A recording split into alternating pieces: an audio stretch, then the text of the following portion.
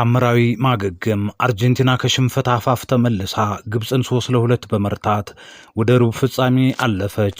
የመጨረሻ ውጤት ግብፅ 2 አርጀንቲና 3።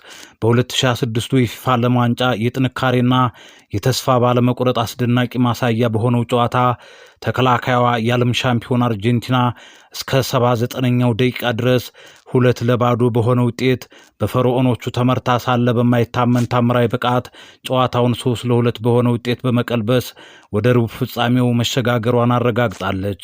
ግብፅ ጨዋታውን እጅግ አስደናቂ በሆነ መንገድ በመምራት በያሲር ኢብራሂም 15ኛው ደቂቃ ላይና በመሐመድ ዚኮ 67ኛው ደቂቃ ላይ ግቦች 2-0 በሆነ ውጤት ወደ ማሸነፉና ታሪክ ለመስራት ተቃርባ የነበረ ቢሆንም በአርጀንቲና በኩል የተነሳው ማዕበል ግን ጨዋታውን በደቂቃዎች ውስጥ ቀይሮታል።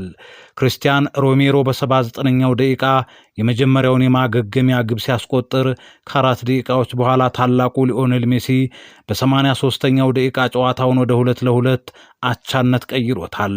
በመጨረሻም በጭማሪ ሰዓት 93ኛው ደቂቃ ላይ ኢንዞ ፈርናንዴዝ የአርጀንቲናን አስደናቂ ድል ማረጋገጫ ግብ በማስቆጠር ስቴዲየሙን በደስታ አናውጦታል።